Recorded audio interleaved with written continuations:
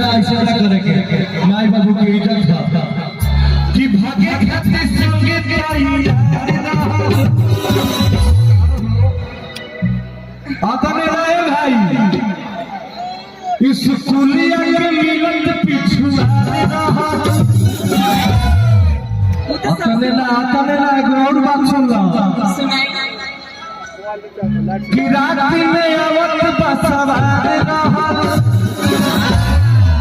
अतने ना एक और बात फिर से कहा था कि खोलत गंज सवार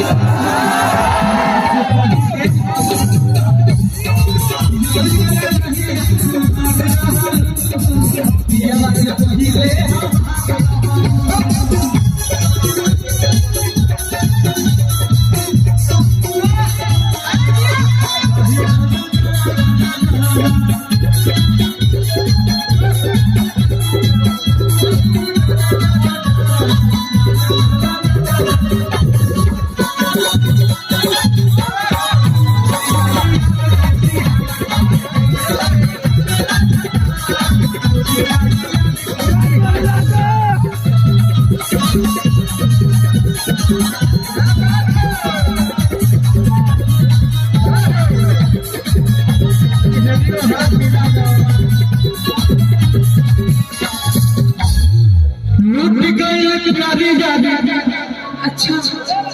आदि छीन ले लुचाना लुट गए प्यारे जादा छीन ले लुचाना आदि की तरह से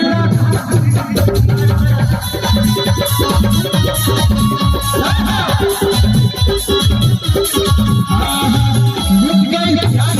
छीन ले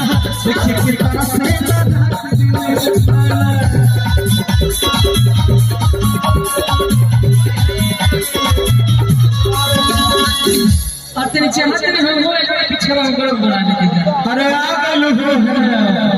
बेचारी भीड़ में फंसा रही है खुश रहा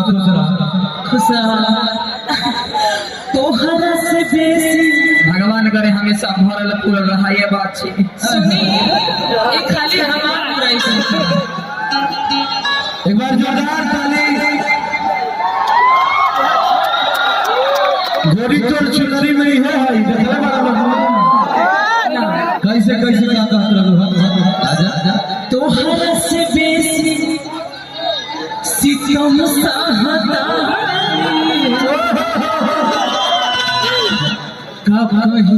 कैसे अच्छा कि माटी में मिला दिहलु तू सोचल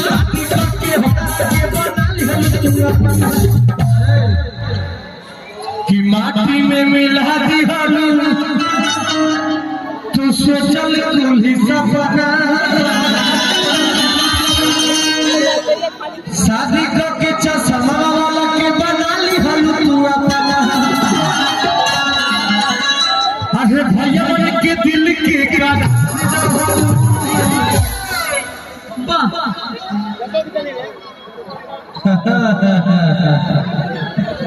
कि दरभंगा के मिलत बाजार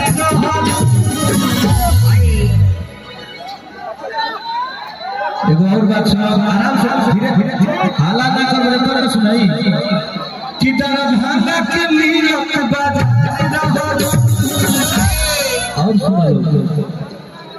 कि घर तो